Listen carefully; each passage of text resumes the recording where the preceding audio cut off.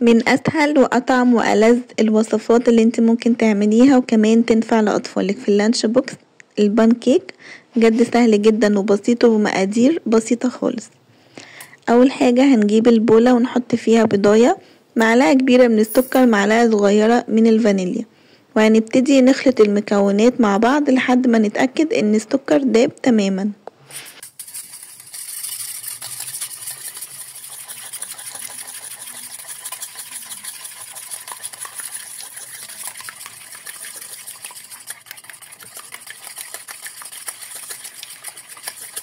وبعد ما نتأكد ان السكر داب تماما هنضيف معلقتين كبار من الزيت وكوباية الا ربع من اللبن. يبقى البيضاية خدت معانا كوباية الا ربع من اللبن. لو انت عايزة تزودي الخليط هتضاعفي المقادير. اهم خطوة اللي انت لازم تقلبي وتدوبي كل حاجة كويس جدا. هنضيف بقى ربع معلقة كده صغيرة من الخل، وكمان هنضيف نص معلقة من البيكنج باودر ورشة ملح، وبرضو هنخلط كويس. لازم مع كل خطوة تخلطي المكونات كويس عشان ما يبقاش فيه اي تكتلات، وكمان كل المكونات تتوزع كويس. هنجيب بقى كوباية دقيق، طبعا لازم تنخليها او تتأكدي ان الدقيق نضيف مفيهوش اي حاجة، وتنزلي بقى على الخليط ده واحدة واحدة وما تقلقيش. اول حاجة هتلاقي اللي هو عمل معاكي حبيبات، هتفضلي تستمري في التقليب لحد ما الحبيبات دي والتكتلات دي تدوب تماما. انا ماشيه معاكي خطوه بخطوه وقايله لك ادق التفاصيل عشان كل حاجه تطلع معاكي مظبوطه. هنضيف بقيه الدقيق ونستمر برضو في التقليب لحد ما يبقاش فيه اي تكتلات من الدقيق تماما في الخليط.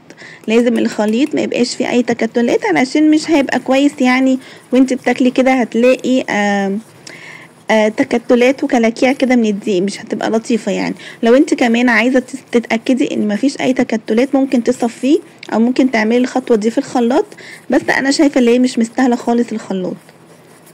هتبتدي بقى تستمري في التقليب. انا عايزة القوام بتاعه يبقى كده بالظبط، ولا خفيف ولا تقيل. طول ما المقادير مظبوطة وخطواتك مظبوطة على الملي هتلاقي كل حاجة ناجحة معاكي.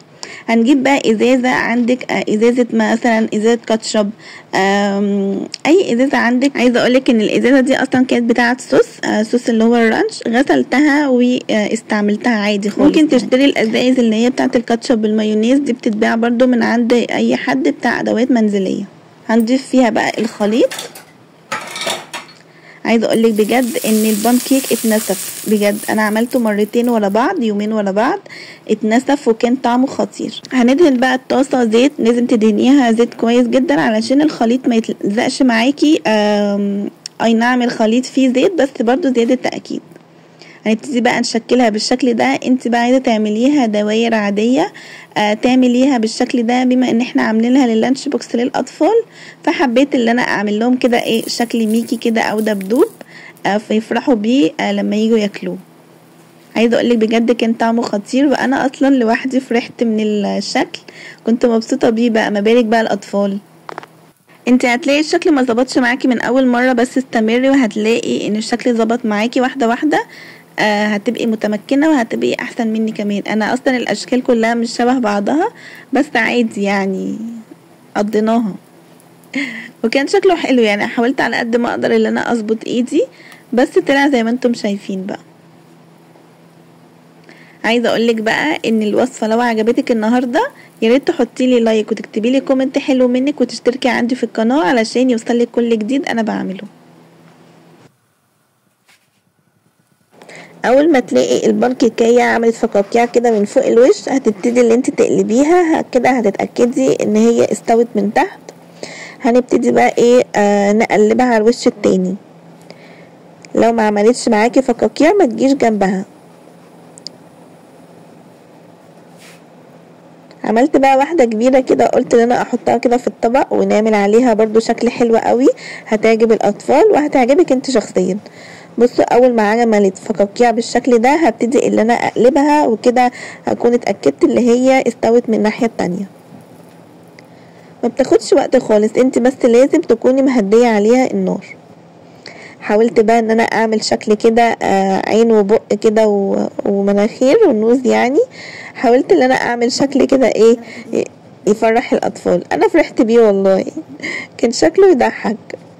وبس كده. حطيت بقى عليها سكر بودرة، ممكن تحطيه شوكليت او عسل ابيض او صوص الكراميل لو متوفر عندك.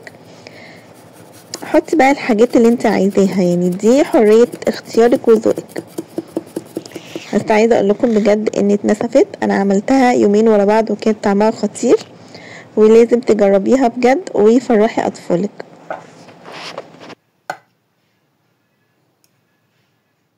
حبيت بقى ان انا احشي واحدة كده اعملها زي ساندوتش، احط عليها شوكليت كده واضيف عليها واحدة تانية سادة، تبقى كأنها ساندوتش يعني، وكمان ما تلغوص اللانش بوكس. بصي افتكسي بقى، وممكن تخلي اولادك هما اللي يعملوا الحركة دي، خليهم يساعدوكي بجد، هيبقوا مبسوطين جدا اللي هما بيعملوا حاجات بايديهم. هبتدي بقى احط عليها صوص الكراميل، قلتلك بقى ايه، حطي عليها اي صوص زي ما انت عايزة. وبس كده، هستنى رأيك في الكومنت، وباي باي.